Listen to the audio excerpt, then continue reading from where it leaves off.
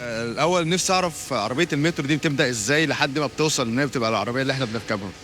أول حاجة إحنا بنتحمل بكروت ورسومات عن طريق إدارة التخطيط، وبتكون شاملة فيها كل حاجة بالنسبة للبروسيسنج وبالنسبة للمواصفات بتاعة الجزء اللي أنا هاشتغله. حلو. بعد كده الرسمة بتنزل لي، بينزل لي طبعًا الرو ماتيريال وعن طريقه بينقسم لحاجتين. أول حاجة القطع ده بيكون عن طريق مكنات المقصات أو الليزر أو البلازما أو البنش. حلو أوي. وبعد كده الخطوة اللي بعديها بتروح لعمليات التشكيل عن طريق التنيات أو الضرافين أو المكابس. الأجزاء اللي بتخلص دي يا إما بتكون فينش أو سيمي فينش. الفينش بيروح المخازن وعن طريقه بيطلع على التجميع سواء نهائي أو شبه نهائي، أو إن كمان بعد كده بتروح جزء تاني يتشغل عن طريق المقاشط والفرايز، وده طبعا كله بيتم عن طريق احدث المكانات عندنا ستينلس ستيل. حلو قوي. طب انت كنت بتقولي لي على في مكنه ليزر بتقطع الصاج مش تمام. موجوده غير عندنا احنا بس. في جزء منها مش موجود غير هي دي المكنه صح؟ هي المكنه اللي هناك.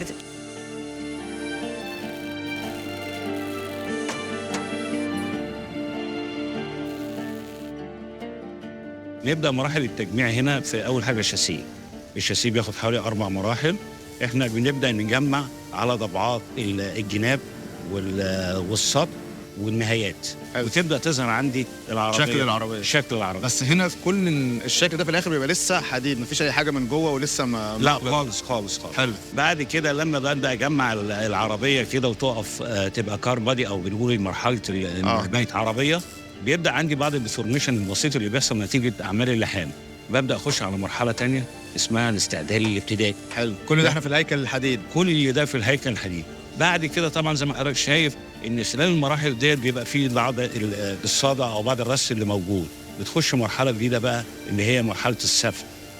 الرمال او السفل بالشوت بلاس. ببدأ أشيل كل طبقات الصدى اللي موجودة ديت. وبعد كده نبدأ نديها طبقة دهان الدهان بقى اللي هو بجهزها للدهان. اللي هي بجهزها للدهان. ببدأ الأول ببدأ طبقة برايمر للحماية.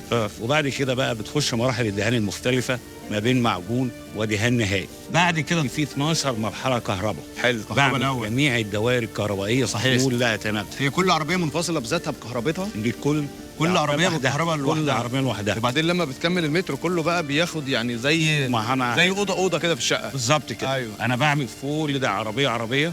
وبعد ما بخلص الكهرباء الداخلية أبدأ أعمل لها كل المراحل دي طبعا ما بين اختبارات جودة داخلية والجودة بتاعة النات اللي هو هيئة مترو الأنفاق. حلو. خلصت العربية ببدأ بقى أشوفها هل العربية دي ركاب بيتعمل لها كراسي، هل العربية دي قاطرة بيتعمل لها الأجهزة بتاعتها والحاجة بتاعتها. خلص أو مسقط بقى تبدأ العربية تسقط على البواجي. حلو. البواجي اللي هي حضرتك عارف زي العجل بتاع العربيات كأنها بقى ماشية على القضيب يعني. كده جاهزة إن هي كده مشيت على القضيب. أبدأ أجمع عربيات القطر. هم القطر 8 عربيات. حلو. أبدأ أجمع وواحدة 4 عربيات. حلو. ويبدأوا يخشوا بقى لمرحلة الاختبار مع بعض بقى ان انا اوصلهم مع بعض. الاول بختبر عربيه فانكشن. حلو. بالكهرباء بتاعتها بحاجتها. بعد كده اوصل ال4 عربيات. بعد كده ابدا اعمل الفانكشن تيست اللي هو الوحده كلها تشتغل. بعد ما اخلص الوحده ابدا اجمع الوحدتين ومدخل القطر بالكامل اللي هم 8 عربيات يبقوا كله بقى الترين كله جاهز. اخلص الكلام ده. بعد كده اقوم داخل على بعض الاختبارات اللي هو ووتر تيست وبعد كده الفانكشن النهائي، بحيث اني بعد كده اكون خلصت اختبارات الديناميكيه والاستاتيكيه. وبعد كده يبقى يستلم بقى مني مترو الانفاق علشان بعد كده تروح رمسيس ان شاء الله.